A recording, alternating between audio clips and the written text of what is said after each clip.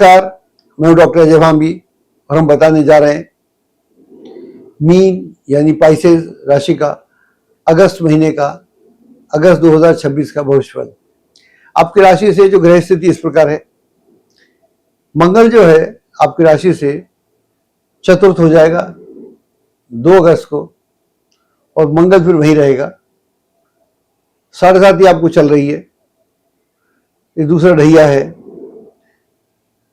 और बृहस्पति की स्थिति अच्छी है, बृहस्पति आपकी राशि से पंचम है, सूर्य पंचम है और सूर्य 17 तारीख को आपकी राशि से अगले भाव में चले जाएगा, यानी छठे भाव में चले जाएगा, तो वो भी अच्छा है। लेकिन मंगल की स्थिति ठीक नहीं है और शनि की स्थिति ठीक नहीं है। तो हम ऐसा कह सकते हैं इस महीने आपको मिले जुले परिणाम प्राप्त होंगे और कुछ कार्य जो हैं वो तो बन जाएंगे आसानी से, लेकिन जो अटकेंगे वो अटकते चले जाएंगे। अब हम बात करते हैं नौकरी की, बात करते हैं नौकरी की स्थिति। जहाँ तक है वहाँ पर नौकरी तो चलती रहेगी, लेकिन कुछ डिस्टर्बेंस भी बना रहेगा अधिकारियों के साथ, सहयोगियों के साथ। वो जो एक वेवलेंथ होता है, जो एक अंडरस्टैंडिंग होती है, वो कहीं मिस आउट होगी, उसकी मिसिंग महसूस होगी। ऐसा महसूस होगा कि हम काम तो कर रहे हैं, नौकरी तो कहीं नहीं जा रही, लेकिन जो एक सौहार्दपूर्ण वातावरण बना रहता है वो वहाँ पर देखने को नहीं मिलेगा। तो यह एक स्थिति जरूर देखने को मिलेगी। तो ऐसी स्थिति में आपको हम राय दे सकते हैं कि धैर्य और संयम को बनाए रखना चाहिए और कोई भी रिस्क नहीं लेना चाहिए। रिस्क जैसी स्थिति हो उसका अवॉइड करना चाहिए और धैर्य और संयम को बना के रखने से आपका काम बेहतर हो जाएगा।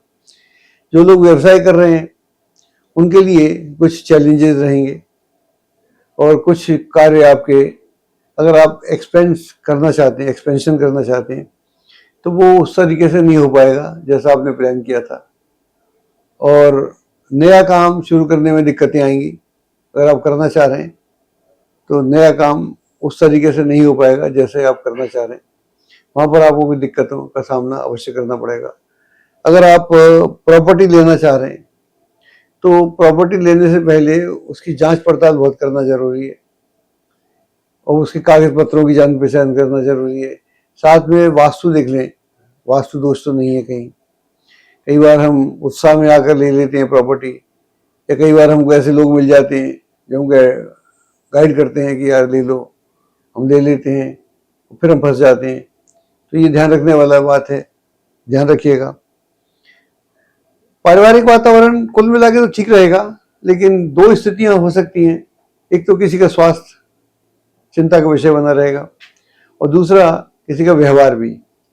व्यवहार और स्वास्थ्य, ये जो 2 पॉइंट हैं, ये कहीं ना कहीं तंग करते हुए मिलेंगे। इनको आपको धैर्य और संयम से निकालना पड़ेगा और रखेंगे। अगर कोई रिलेशनशिप चल रहा है, प्रेम प्रसंग चल रहा है कोई, तो उसमें तनाव की स्थिति देखने को मिलेगी। जो स्थितियां पहले लग रही थी कि अब एकदम नॉर्मल है और अब आप विवाह में परिणित कर सकते हैं, तो वहाँ आपको उसमें दिक्कत आएंगी, या तो किसी के कारण या अपने ही कारण। तो यह एक स्थिति है जहाँ पर रिलेशनशिप नहीं हो पाएगी। तो अगर आप विवाह संबंधी कोई प्लानिंग है तो उसको आपको पोस्टपोन करना पड़ेगा, वो आपके हिसाब से नहीं हो पाएगी, ऐसा उसमें देखने को मिल रहा है। और पति पत्नी के बीच में भी एक मन मुटाव की स्थिति देखने को मिलती है और इस स्थिति को जितना जल्दी सॉर्ट आउट किया जाएगा, समाप्त किया जाएगा, वो आप दोनों के लिए बहुत अच्छा रहेगा, बजाय कि इसको लंबा या प्रोलॉन्ग करने के। तो प्रोलॉन्ग ना करके इसको ख़त्म करेंगे, मैं समझता हूँ वो आपके लिए बहुत ही अच्छा रहेगा। तो ये एक स्थिति है।